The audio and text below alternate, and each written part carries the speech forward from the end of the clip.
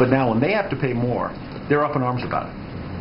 Isn't that a little bit hypocritical as some of the president's supporters at Harvard are saying, this is a great deal for America, but when I've got to pay more, it's terrible. It's awful. I can only imagine the question you'd be asking me if the New York Times reported that the faculty at Harvard was getting a great deal.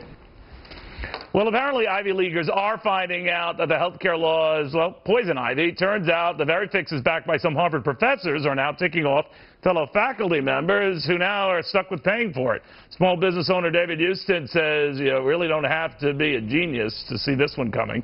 I think we've gotten into this before, this notion that if it sounds too good to be true, it probably is. If you want to cover everybody, pre-existing conditions, keep your kids on a policy and not expect to pay more for it, you're smoking something. And I know, of course, at Harvard they don't do that. So that begs the issue here. Why should this be a shock? What do you think? Well, it's not a shock to most of us out here in the real world. You start with a 2,000-plus page bill that nobody read.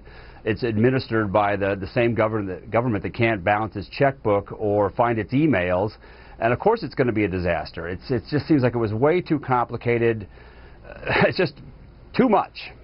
But, for guys like you, and you have businesses to run and try to see through all these rules and regulations, and you could protest all you want, but it is the law of the land, and, to hear, liberals tell that it's not going anywhere. So deal with it. What do you think of that? Well, I think it's going to be tough to get rid of it. I don't see that there's any political motivation, even on the Republican side, to get rid of it. It may be something that we have to trim around the edges, and we might be stuck with it for a long time. It's very tough. I don't really hear any strong opposition to it other than talk radio and some voices in the media. David, I've heard from others who argue, liberals in particular, who love this thing, and they say time is our friend, because the more time passes, the more it entrenches and weaves its way into our system, and you can't extract it. What do you think? I think that's probably a pretty good argument. I think that they're right. I think the longer it goes, I don't think time is on our side here. We have a new Congress now, so maybe they can take drastic action quickly. But I do agree that you get another 4 years down the line, it's going to be very tough to get rid of this law. Well, like there's so many laws that. I'm sorry, David. What has it meant for your shop? Like, how has it changed? What you have to do? What you have to police? The laws and regulations you have to adhere to? There are tax forms for this now. What? Yeah, well, there's two big burdens. One is the financial, obviously, that we're covering a number of people that we're just forced to cover them because they have the hours and they have to be covered. Right. And then the other is the work burden of it, of the accounting of it, of preparing all the correct forms to make sure you're in compliance with every aspect of it, because it's a very tricky law.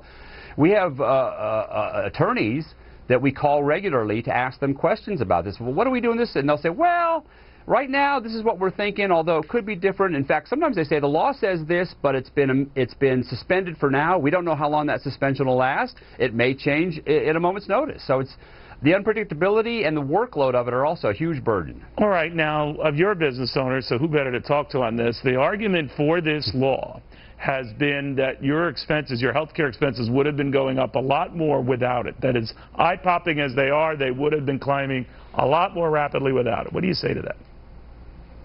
Well, it's just untrue. We've had to cover a lot more people than we normally covered before.